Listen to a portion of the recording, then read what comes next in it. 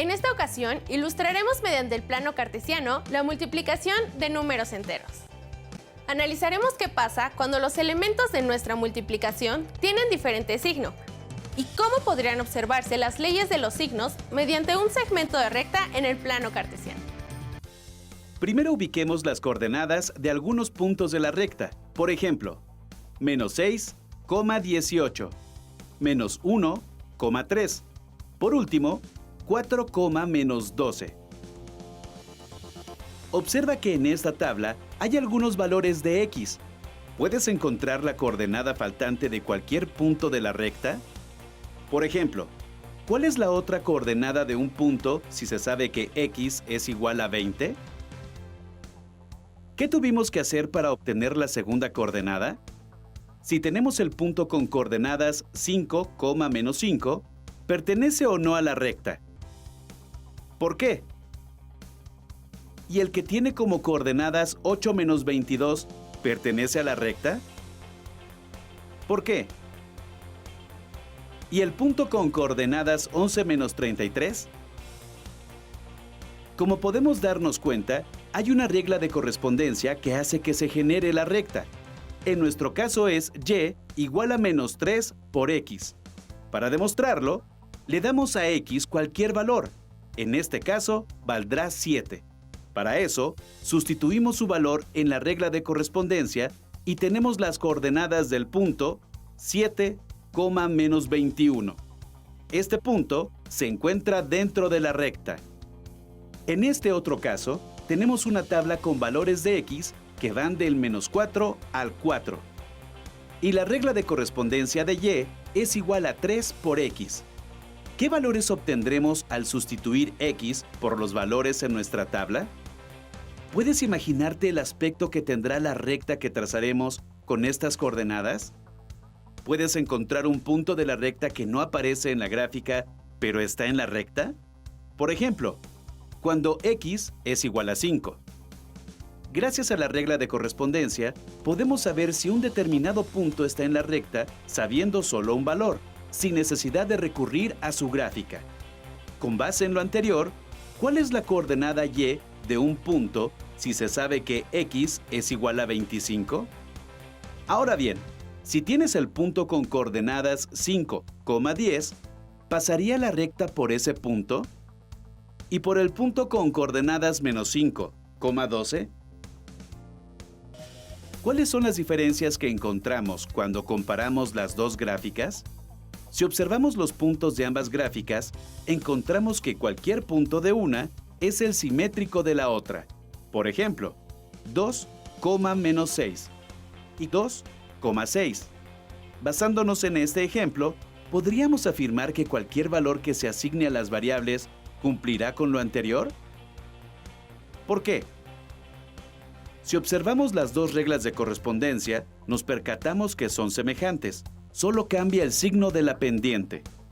¿Qué obtuvimos cuando la pendiente era negativa y la multiplicamos por un entero negativo? ¿Y cuando la multiplicamos por uno positivo?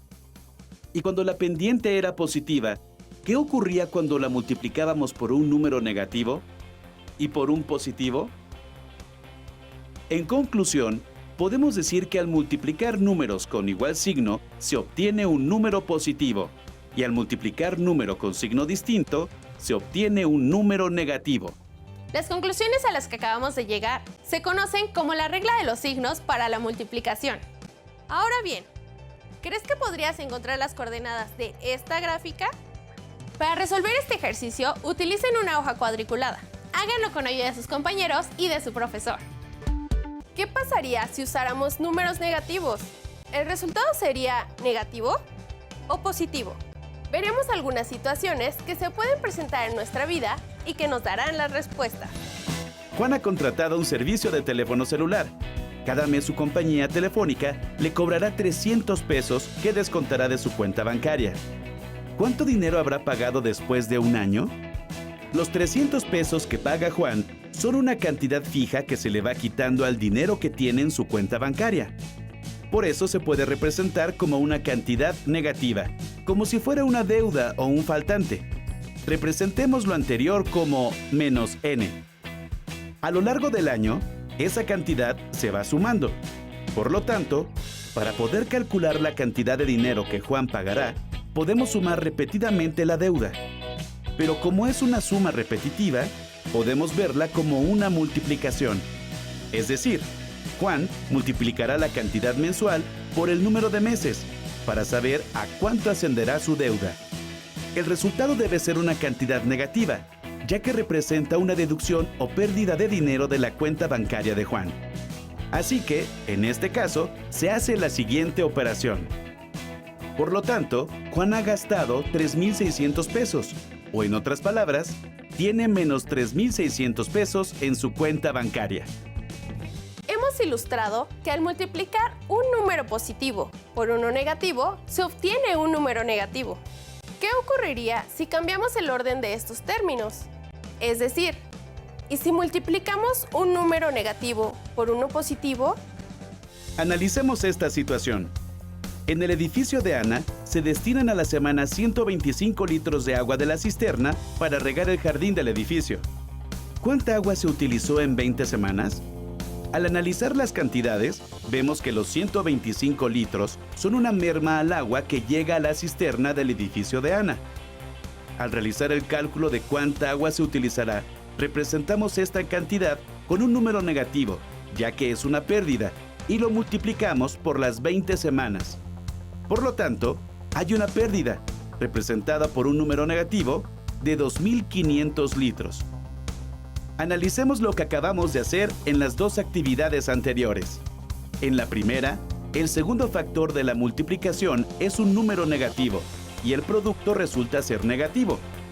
En la segunda, el número negativo es el primer factor y también el producto resultó ser negativo. Lo anterior se puede representar de la siguiente forma. Pero, ¿qué pasaría si las dos cantidades de la multiplicación son negativas? Veamos la siguiente situación que ilustra este caso. Pedro solía comprar 150 pesos en refrescos al mes. Sin embargo, para cuidar su salud, ha decidido dejar de consumir refresco. ¿Cuánto dinero ha dejado de gastar en 5 meses? Lo primero que hacemos para resolver el problema es analizar los datos que tenemos. La cantidad que gastaba Pedro la representaremos con un número negativo. Los 5 meses en los que se abstuvo de consumir refresco los podemos representar también como un número negativo, ya que en ese periodo no hizo ninguna compra. Una vez planteada la operación, la resolvemos, lo cual da como resultado 750. Ahora bien, si el gasto que Pedro hacía se representó como una cantidad negativa, entonces la cantidad que no gastó resulta ser un ahorro, de modo que debe representarse como un número positivo, ya que es lo contrario a un gasto. Por lo tanto, los 750 pesos se deben representar como una cantidad positiva.